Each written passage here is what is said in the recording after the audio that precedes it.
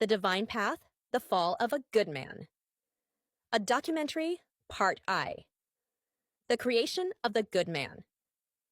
A good man is not born. He is forged through responsibility, sacrifice, loyalty, devotion, protection. He does not give his body lightly. He does not give his trust lightly. He does not give his soul lightly. When a man commits, he commits his entire life. This is the nature of masculine love. Total, absolute, unguarded. And because he gives everything, he can lose everything. Part 2. The Masculine Burden. A man carries 3 weights. On 1, the weight of providing, the weight of protecting. 3, the weight of holding the family together even when he is collapsing inside. He carries these silently, with no applause, with no rescue, with no one asking, and who protects you? He is expected to endure. He is expected to be strong. He is expected to die on his shield without complaint. This is the masculine curse. He is allowed to break, but never allowed to show it. Part 3. The Sacred Bond of a Man. A man bonds differently than a woman. When he chooses a woman, he attaches mentally, attaches spiritually, attaches biologically, attaches through devotion, attaches through purpose. He does not pair bond many times. He bonds once, deeply, and for decades. And when that bond is violated, even in suspicion, the damage is not emotional. It is existential. Part 4. The Shattering of Trust. When a man suspects betrayal, he enters a psychological state no woman can fully understand. It is humiliation, rage, heartbreak, confusion, emasculation, self-doubt, spiritual collapse. He begins to question his worth, his masculinity, his intuition, his sanity, his entire life's meaning. A man doesn't just lose trust in her, he loses trust in reality itself. This is the masculine breaking point. Part 5. The Betrayed Man Analysis.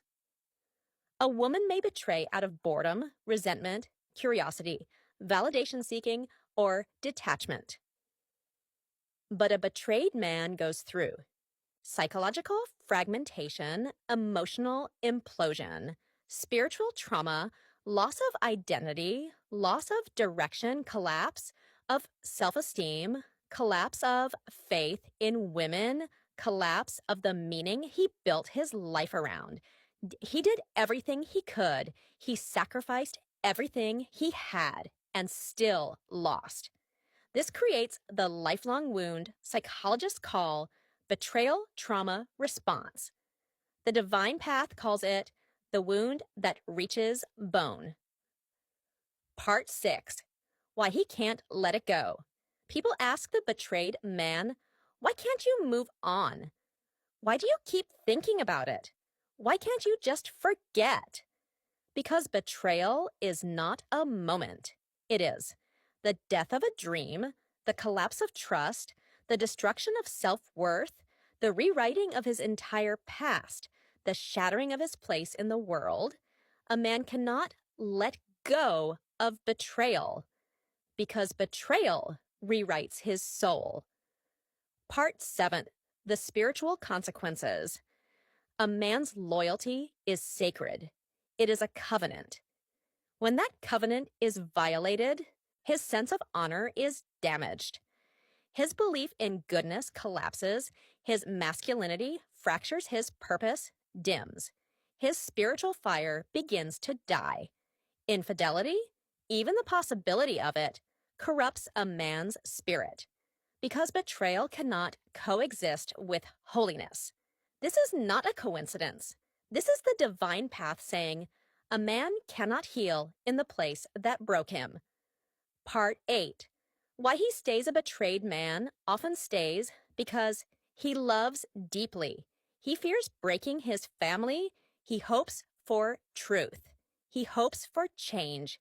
He remembers who she used to be. He does not want to start over. He does not want to throw away decades.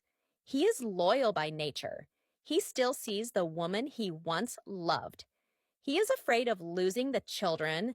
He is afraid of being alone. He cannot reconcile the memories with the reality. He stays because he is honorable. But honor can become a trap. The divine path warns, do not die for someone who would not bleed for you. Part 9, the final breaking point. A man reaches the breaking point when her story doesn't add up. Her behavior changes. Her affection disappears. Her silence grows louder. Her empathy evaporates. Her anger replaces reassurance. Her guilt becomes projection. Her comfort goes to others instead of him. She defends the outsider, but not the marriage. He realizes loyalty is not mutual. At that point, he hasn't just lost his wife. He has lost the woman he built his life around. Part X, the aftermath. After betrayal, confirmed or suspected, the man becomes emotionally withdrawn, spiritually wounded, psychologically fragmented, physically depleted, disillusioned with women, disillusioned with love, disillusioned with marriage, distrustful of future connections, distrustful of his own judgment. He doesn't become cold. He becomes haunted. Part A. The reason God allows a good man to break. Every broken man asks, why did God let this happen to me? The divine path answers, to awaken him, to reveal truth, to harden him, to free him from illusion, to force him to rise, to turn him into the man he was meant to become, to stop him from wasting more years on someone who could not love him correctly, and finally, to teach him that love without loyalty is slavery. Part 2. The rise of the man after the collapse. When a man survives betrayal, he becomes sharper, stronger, wiser, harder to deceive, harder to manipulate, more disciplined, more spiritually aware, more attuned to the divine path, more protective of himself, more selective, more powerful. He loses the illusion. He gains truth. He loses the fantasy. He gains clarity. He loses the false marriage. He gains the opportunity to rebuild a life based on something real. Because the man who walks through betrayal and rises becomes untouchable.